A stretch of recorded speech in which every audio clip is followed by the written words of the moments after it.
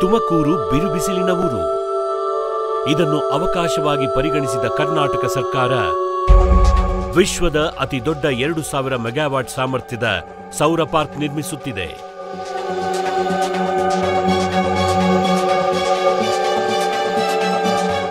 ಇದು ಸುಮಾರು 13,000 ಎಕರೆಯಲ್ಲಿ ನಿರ್ಮಾಣವಾಗುತ್ತಿದೆ.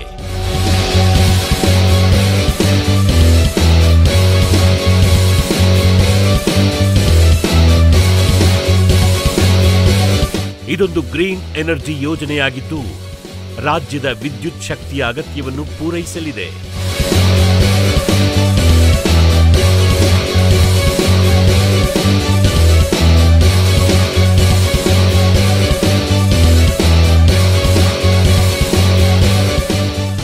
ನವಕರ್ನಾಟಕ ನಿರ್ಮಾಣಕ್ಕೆ ಸದಾ ಸಿದ್ಧ ಸರ್ಕಾರ.